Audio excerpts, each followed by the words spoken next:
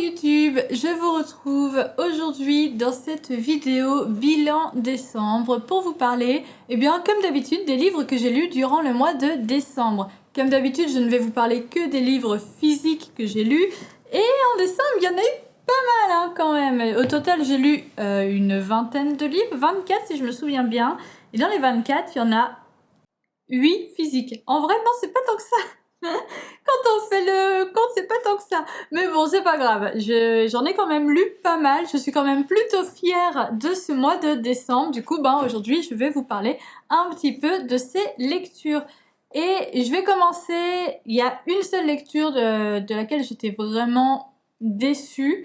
Donc, je vais commencer par celle-là. C'est Attirance charnelle par Aurore Black. Alors, deux choses. Déjà, c'est pas parce que je n'ai pas aimé que vous allez aimer, et inversement, il y a des choses que vous pouvez très bien ne pas aimer et que moi j'adore. Voilà, c'est proportionnel. J'ai vu beaucoup d'avis positifs sur cette lecture, donc vraiment je vous conseille de vous faire votre propre avis plutôt que de vous fier à ce que je dis. C'est une auto-édition, donc c'est disponible dans l'abonnement Kindle si jamais vous voulez vous faire votre propre avis et que vous n'avez pas forcément les moyens de dépenser de l'argent, ou sinon vous pouvez acheter aussi tout simplement sur Amazon ou sur le site de l'autrice directement. Deuxième chose, c'est une dark romance, donc bien entendu, ce n'est pas adapté à un jeune public et il faut faire attention au trigger warning.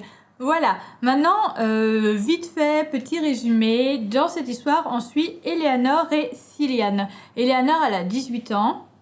Et elle a eu une enfance assez difficile avec un père notamment qui n'était pas forcément très gentil, quoi.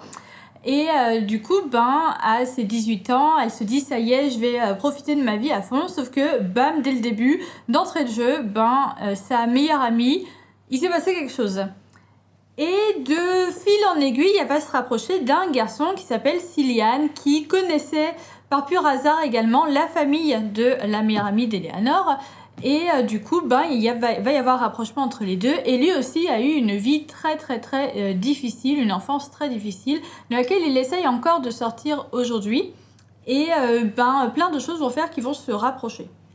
Voilà. Mais bien sûr, il y a beaucoup de choses. Déjà, qu'est-ce qui s'est passé avec la meilleure amie? On le sait d'entrée de jeu, dès le début du livre, on sait ce qui s'est passé. Mais on ne sait pas qui a fait le coup, pas dès le début en tout cas, mais on le sait assez vite, nous, en tant que lecteurs.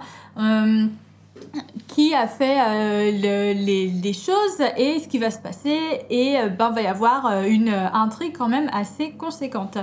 Maintenant, pourquoi je n'ai pas aimé? L'histoire en soi était bien, mais alors j'en ai discuté un petit peu avec l'autrice. À la base, c'était quelque chose d'écrit en anglais qui reprenait un petit peu des codes de dark romance américaine, tout ça. Et en soi, j'adore, avec du fast burn et tout. Et ça, j'adore. Je pense que le problème, c'est que je l'ai lu en français. C'est juste ça le problème. En soi, peut-être que si je l'avais lu en anglais, j'aurais pas eu de problème. J'en sais rien du tout en vrai. Mais j'ai pas trop aimé. Et en plus de ça, j'ai remarqué quelques incohérences dans l'histoire qui m'ont assez fait... Comment dire?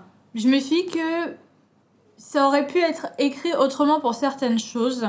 Voilà, c'est... Mais après, c'est le premier livre de l'autrice, donc il y a toujours matière à ce que son écriture s'améliore, la cohérence de ses écrits s'améliore, et je pense que je vais quand même continuer à lire ce qu'elle écrit, peut-être plus dans l'abonnement Kindle du coup par la suite, pour voir un petit peu tout ça, parce que ça m'intéresse quand même de voir comment elle s'améliore. Mais voilà, en soi l'histoire aurait pu être beaucoup plus sympa, mais il y a quelques petites choses qui font que ça m'a pas plu. Voilà, c'était le seul livre que je n'ai pas aimé du mois, ou pas trop en tout cas. J'ai pas si je devais mettre une note, j'en ai mis une sur Goodreads, c'est pas un 1 étoile non plus, c'est un 2 étoiles parce qu'il y a quand même des choses très intéressantes dans cette histoire. Maintenant, on va passer aux choses que j'ai aimées. Voilà, on démarre par le négatif et après on va aller dans du positif. Il n'y a pas forcément d'ordre, c'est pas forcément crescendo après. Ensuite, en décembre, j'ai lu The Ice Guy and the Cool Girl. Voilà, le tome 7. j'ai pas encore acheté le tome 8, mais là, en fait, je me dis, dans pas longtemps, je vais aller peut-être faire des petits achats et tout. Je vais peut-être m'acheter le tome 8 parce qu'il me semble qu'il est sorti. Donc, bref, The Ice Guy and the Cool Girl, le tome 7 par Miyuki Tonogaya. Est-ce que je vous refais vraiment un petit résumé? Bon, non, je pense qu'il n'y a pas besoin. J'en ai déjà parlé dans plusieurs vidéos. Mais bon, très vite fait. En gros, c'est une romance entre deux employés de bureau. Lui, c'est, comment il s'appelle déjà? Himuro, et elle, c'est Fuyutsuki. Himuro, c'est le descendant de la Dame des Neiges, il a des petits pouvoirs magiques, ce qui fait que quand il ressent des émotions très fortes, il y a de la neige, voire de la glace qui apparaît. Elle, c'est une humaine ordinaire. Ils sont tous les deux collègues, ils travaillent dans le même bureau. Et voilà, ils sont trop mignons. Alors lui, il est vraiment trop mignon. Enfin, genre, je l'aime d'amour, en fait, ce gars. Il est vraiment trop mignon. Et du coup, au fil des histoires, on voit voir le rapprochement entre les deux protagonistes qui ne sont vraiment pas doués. Mais alors, vraiment pas doués en termes de relations sociales, notamment relations amoureuses. Voilà, mais de manière très mignonne. Donc, j'adore. Ensuite, une autre continuité de saga, c'est London's Depths par Sina Pratt et Lily Padiolo, le tome 3, ça s'appelle L'impalpable paladin. Ce tome 3, alors, je vais juste vous dire vite fait ce que j'en ai pensé, j'ai adoré. J'ai pas mal pleuré sur ce tome 3, mais c'est un tome un petit peu qui va aller un petit peu, comment dire, qui va faire la liaison, à mon avis, entre ce qui s'est passé au début et ce qui se passe après. C'est plus un tome de liaison. Il se passe beaucoup de choses quand même. Il y a beaucoup de découvertes. C'est des tomes tout petits à chaque fois. Ils font environ 200 pages chacun. Ils sont vraiment très courts. Ils se lisent ultra rapidement. Ils sont pas chers. Ils sont à 10 €. Et sinon, ils sont disponibles dans l'abonnement Kindle. Et vraiment, c'est beaucoup trop bien. Et ce tome-là, mais il m'a fait ressentir des émotions de malade. Ouais, il se passe beaucoup de choses. Et j'ai très hâte de lire la suite.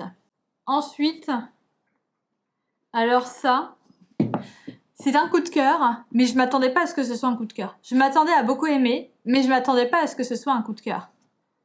Chaos par Ambre Everless.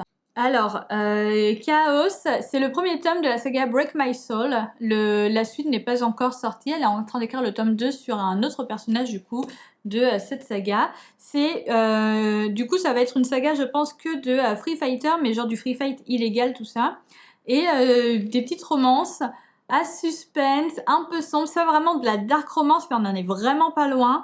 Il y a des thématiques très sombres, donc il faut quand même lire les trigger warnings avant de se lancer dedans. C'est l'histoire du coup de Chaos et de Ellie. Ils ont tous les deux un passé très difficile. Ellie, elle a toujours vécu avec son frère. Ça a toujours été genre eux deux contre le monde entier. Et un jour, son frère a disparu. Du coup, elle, ce qu'elle fait, c'est qu'elle va le chercher de partout. Et quand elle pense avoir trouvé un lien, en fait, quelque chose, un endroit où elle peut le trouver, elle va tout faire, quitte à bafouer ses valeurs pour y aller. Et cet endroit, c'est un endroit de free fight illégal où Chaos est. Chaos, lui, du coup, c'est un free fighter de compète.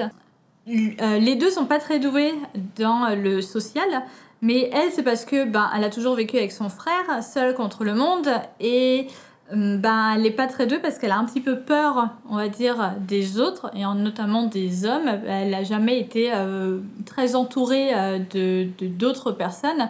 Donc voilà, lui c'est juste, vas-y ça le gonfle. Comme beaucoup de protagonistes masculins dans les livres, j'ai envie de dire. Mais voilà, ça va donner lieu à des discussions très rigolotes. Mais si j'ai beaucoup aimé ce livre, c'est pas parce qu'il est drôle. C'est parce que il est horriblement triste. J'exagère sur le horriblement triste, mais il fait ressentir des émotions, mais d'une puissance. Ah là là là là là, je le savais. Je savais que je pleurerais sur ce livre parce que j'avais vu des stories d'autres lectrices, notamment une sur Instagram. Son pseudo, c'est Dory quelque chose, je le mettrai ici, le pseudo de la lectrice, qui avait mis des stories quand elle l'avait lu, parce que Ambre Everless, c'est son amie, je crois. Du coup, elle avait mis des stories et tout, elle l'avait lu au tout début, et elle avait dit « Oh là là là là, c'est super triste ». Donc je savais, surtout que vers la fin, il y avait des choses quand même pas mal dures. Et de toute façon, au fil de l'histoire, on se rend compte qu'il y a des choses dures qui vont être amené dans cette histoire. Donc, on le sait, mais je ne m'attendais pas à ressentir des émotions aussi fortes. Je ne m'attendais pas à ressentir autant de tristesse et d'amour et de tant de choses différentes. Donc, c'est un coup de cœur pour moi. Vraiment, Chaos. C'est le premier livre, je crois, que cette autrice écrit toute seule. Je crois qu'elle, si je dis pas de bêtises, elle avait déjà écrit des livres, mais à 4 mains, etc., avec d'autres personnes. Et c'est la première fois qu'elle écrit toute seule, en autonomie. En plus, c'est une auto-édition qui est très bien faite. L'intérieur est vraiment très joli, je vais vous montrer. Quand on a... Alors attendez, je vais vous montrer là plutôt. Quand on a, voilà, vous voyez, à chaque fois, le chapitre commence toujours sur la page de droite. Et quand il n'y a rien sur la page de gauche, eh ben, on a une illustration donc de Ellie quand c'est un chapitre où c'est le point de vue de Ellie, de Chaos quand c'est l'inverse. Il y a des petits chapitres où on a un point de vue inconnu à certains endroits et du coup il y a des petites choses comme ça avec des pages noires. J'adore les livres avec des pages noires. Donc voilà, vraiment un travail de fou, que ce soit dans le travail d'écriture mais aussi dans le travail d'édition pour son premier livre en autonomie. Donc vraiment, je vous le conseille grandement. C'est une auto-édition, donc c'est dans l'abonnement Kindle si jamais vous n'avez pas les moyens de vous l'acheter. Mais vraiment, je vous le conseille grandement. Ensuite, on va passer à des livres anglais. Une traduction et 3 non-traductions. Mais il n'y en a qu'un seul qui n'a jamais été traduit. Oh là là, je me perds. On va commencer par celui qui n'a jamais été traduit. The Forest Grimm par Catherine Purdy. Alors, j'ai retourné la jaquette. Normalement, si vous avez vu d'autres de mes vidéos, vous le savez, la jaquette initialement elle est verte et c'était, voilà, elle est comme ça, et c'était dans la box octobre de Fairyloot, Young Adult Fairyloot. Quand on regarde comme ça, surtout là et puis là aussi, on a l'impression que ça va être une réécriture du Petit Chaperon Rouge. Pas du tout. Tout est dans le titre, The Forest Grimm. Pas The Forest Petit Chaperon Rouge ou quoi. Non, Grimm, comme les frères Grimm. J'ai retrouvé un petit peu les vibes dans ce livre du film Les Frères Grimm. Je sais plus du tout par qui c'est. Je sais pas du tout si vous voyez ce que c'est. Je me souviens qu'il est sorti quand j'étais en primaire ou quelque chose comme ça. Mais plus en young adulte, du coup, le film, c'est pas trop un young adulte. Bon, c'est pas un film adulte non plus, mais c'est un film un petit peu, je sais pas si vous voyez, ça prend aux tripes, ça fait peur, ça grouille là-dedans et tout. Bah là, j'ai retrouvé un petit peu ces vibes-là, mais en mode young adulte.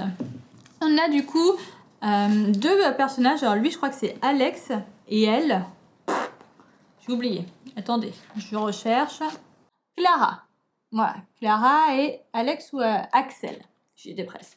Donc, on va suivre l'histoire de Clara et de Axel dans un village. Le village s'appelle Grimm Hollow. Ah, la mémoire! Le village s'appelle Grimm Hollow et dans ce village, il y a un livre qui permet de réaliser des souhaits. Tous les villageois à l'âge de 16 ans peuvent murmurer leurs souhaits. Le murmurer parce que personne ne doit l'entendre. C'est, vous savez, comme quand on fait un vœu, si jamais quelqu'un d'autre sait quel vœu on fait, il ne se réalisera pas. Ben là, c'est un peu la même chose. Chaque habitant va murmurer un souhait, un vœu au livre, un seul pour toute une vie.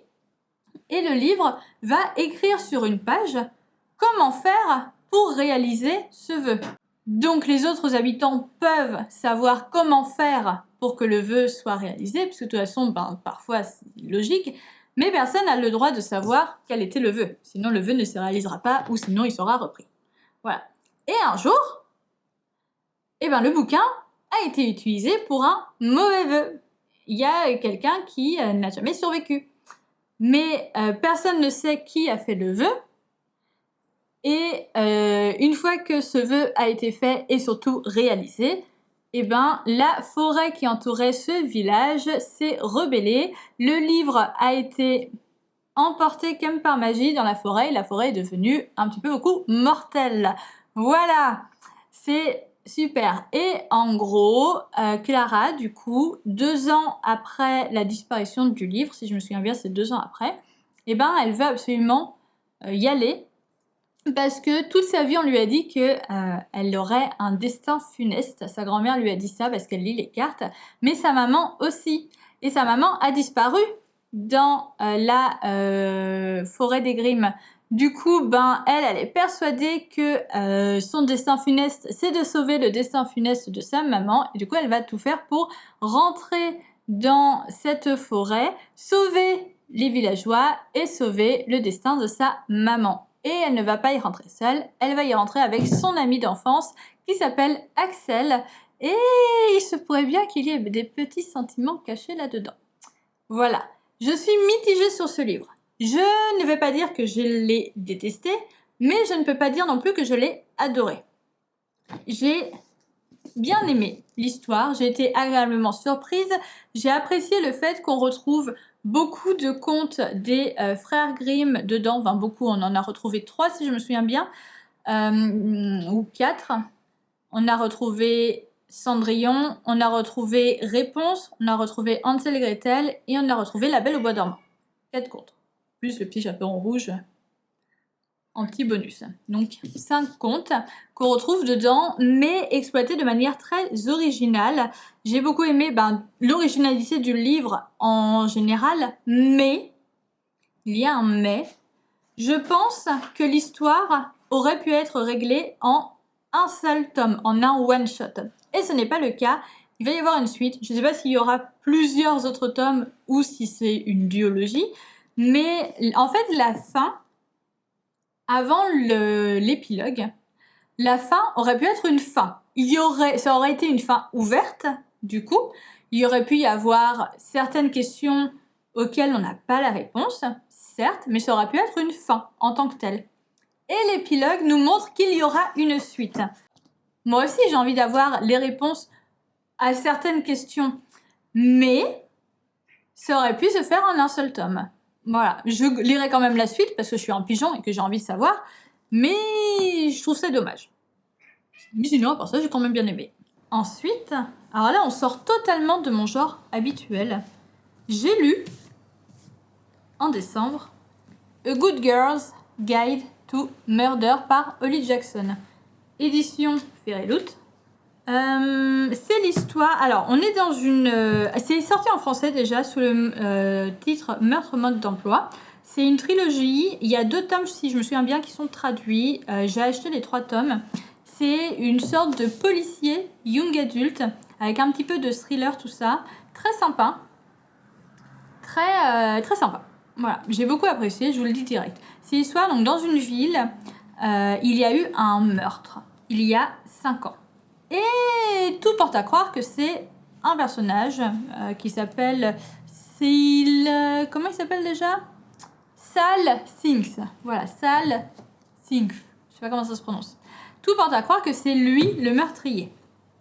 Sauf que Pippa, notre personnage principal, elle n'en est pas si sûre. Bien au contraire, elle est persuadée que c'est pas le cas. Du coup, elle veut tout faire pour rétablir la vérité. Et ça tombe bien, elle est en dernière année de lycée et durant cette année, elle a un projet à faire durant toute l'année.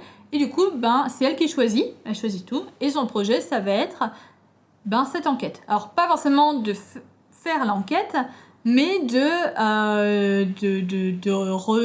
revoir un petit peu tout ce qui s'est dit, sauf que elle, du coup, pour elle, c'est beaucoup plus qu'un projet d'école, c'est vraiment de trouver qui est le vrai coupable de ce qui s'est passé.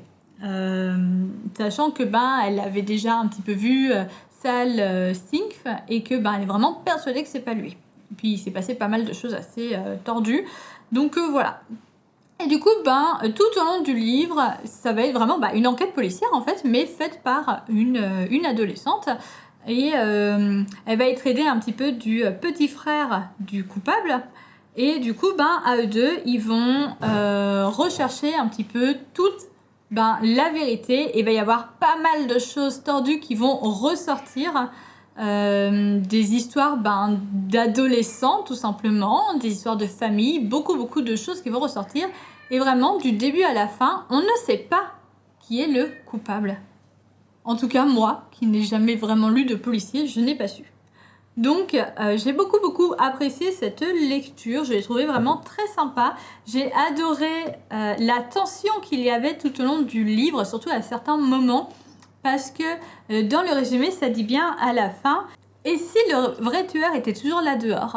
Jusqu'où irait-il pour garder son identité secrète? Voilà, je vous laisse un petit peu imaginer. Mais vraiment, oui, beaucoup de tension, de suspense. C'est vraiment une histoire très sympa que j'ai adoré lire, adoré découvrir. Et j'ai très hâte de lire la suite. Ça ne se termine pas en cliffhanger. Il pourrait ne pas y avoir de suite. Ça pourrait être un tome 1 simple, ou voilà, un one-shot. Mais je crois que le tome 2, ça, si j'ai bien compris un petit peu la vibe, le tome 2, c'est encore un autre truc. Et le tome 3, ça va revenir un petit peu sur les tomes 1 et le tome 2. Mais je suis pas sûre. Ensuite, j'ai lu Mysteries of Thorn Manor. Alors, encore une édition Fairyloot. Oui, j'avoue. La dernière de cette vidéo, je vous rassure. Donc, Mysteries of Thorn Manor par Margaret Rogerson, qui est la suite de Sorceries of Thorn. J'ai presque fait des guillemets, parce qu'en soi, c'est la suite, mais c'est pas vraiment la suite. Dans le sens où ça se passe après. Ça se passe 3 mois après, si je me souviens bien. Mais ce n'est pas une obligation de lire cette histoire. Ce tome 1.5, c'est pas un tome 2, c'est un tome 1.5. C'est un petit tome bonus pour ceux qui ont trouvé qu'il n'y avait pas assez de romance dans Sorcery of Thorn. Et du coup, ce tome, c'est un tome de pure romance. L'intrigue, c'est la romance. Il n'y a pas de grande aventure comme dans le tome 1. Dans cette histoire, pas de grosse intrigue, à part un petit peu de romance. C'est vraiment pas un tome obligatoire, mais vraiment, ça m'a fait du bien de retourner dans cet univers que Margaret Rogerson a créé, de retrouver Elisabeth, Nathaniel et Silas. Voilà, j'aime beaucoup Silas. Donc vraiment, j'ai beaucoup aimé. Et puis, je sais pas si vous avez lu Sorcery of Thorn, vous verrez ce que je veux dire. Mais vraiment, les personnages là-dedans, il y a un truc de très... je sais pas comment l'expliquer. On a l'impression qu'ils sont tête en l'air, même s'ils le sont pas vraiment. C'est très... voilà, j'aime beaucoup, j'aime trop. Et en plus... c'est possible de lire à partir de 14 ans, c'est du young adulte, une petite romance toute mignonne, mais vraiment, mais d'une mignonneté, d'une douceur, j'ai beaucoup aimé. Le dernier livre de cette vidéo, c'est Le Serpent et le Descendant de la Nuit par Carissa Broadbent. L'édition collector, c'est sorti en français là en décembre aux éditions Bookmark. Je ne sais pas si l'édition collector, il y en a encore de disponible en magasin. Je ne sais pas. Mais si jamais, vraiment, elle est trop belle. Mais je crois que les illustrations qui sont à l'intérieur, parce qu'il y a des illustrations à l'intérieur, il me semble qu'elles sont aussi dans l'édition normale brochée. Faut vérifier. Mais voilà.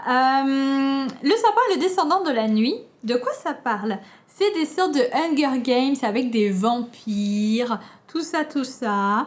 C'est l'histoire de Oraya, qui est une humaine normale. Et elle a été adoptée par le roi des vampires. Le problème, c'est qu'elle est une simple humaine dans un monde de vampires où les vampires, du coup, règnent et du coup, où les humains, c'est rien que du bétail, quoi. En gros, même s'ils vivent un petit peu normalement, c'est du bétail. Et elle, elle vit vraiment au milieu de cette communauté de vampires. Donc, en fait, elle est en proie aux frayeurs un petit peu, beaucoup, tout le temps, quoi, 24 heures sur 24. Et il s'avère que tous les 100 ans, si je me souviens bien, il y a des jeux magiques qui s'appellent les Kejari, auxquels tout le monde peut participer. C'est qui veut peut y participer. Généralement, c'est les vampires qui participent. Et du coup, elle va y participer parce que le vainqueur a le droit de demander un vœu à la déesse de la nuit, Nyaxia. Et elle veut demander un vœu, quoi, tout simplement. Et du coup, elle va participer à ces jeux et qui sont un petit peu beaucoup mortels, quoi. Vous voyez, c'est un petit peu des Hunger Games. Il n'est pas obligé qu'il y ait tout le monde qui meurt à part le vainqueur, mais c'est rare qu'il y ait plus d'un survivant au Kejari. Voilà, pour vous donner un petit peu le truc.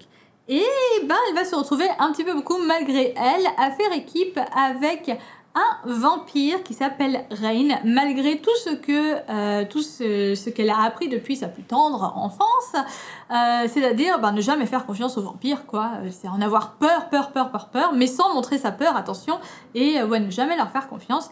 Et elle va devoir se retrouver à faire confiance à un vampire pour faire équipe avec lui pour survivre. Et c'est pas le pire.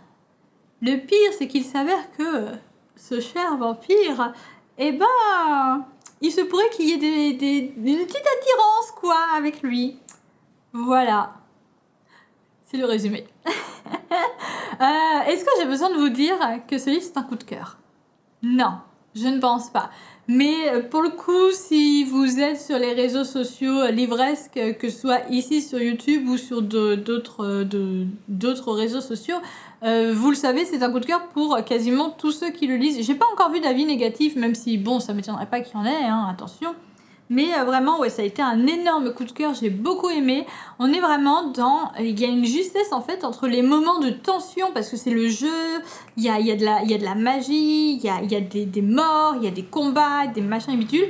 Donc des moments de tension comme ça et des moments un peu plus calmes, un peu plus doux. Il se passe beaucoup de choses, mais vraiment énormément de choses. C'est un gros bébé hein, quand même.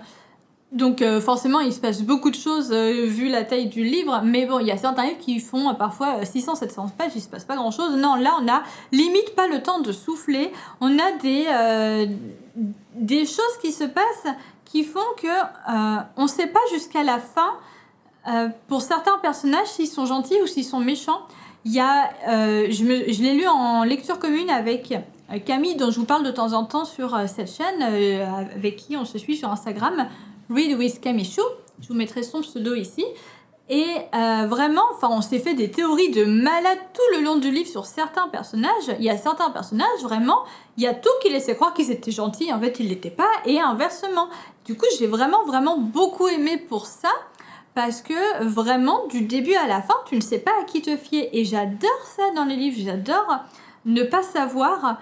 être dans ce truc de tension, de suspense, de peur, quoi, limite pour le personnage principal. Et ça, on l'a retrouvé pendant pratiquement tout le livre. Je me fais arracher les cheveux. Merci pantoufle. On l'a retrouvé pendant tout le long du livre pratiquement. Donc ouais, j'ai énormément apprécié cette lecture que j'ai eu beaucoup de mal à lâcher quand je devais la lâcher. C'est tout pour cette vidéo, j'espère qu'elle vous a plu. N'hésitez pas à me dire si dedans il y a des livres que vous avez lus et que vous avez aussi aimé ou au contraire pas aimé. Je suis curieuse de savoir ce que vous avez pensé de vos lectures. Quelle est pourquoi pas aussi votre lecture préférée de 2023. Bref, dites-moi tout ce que vous avez envie de me dire à propos de livres. Je suis curieuse. Je vous remercie d'avoir regardé cette vidéo jusqu'au bout. Je vous fais des gros bisous et bonne lecture.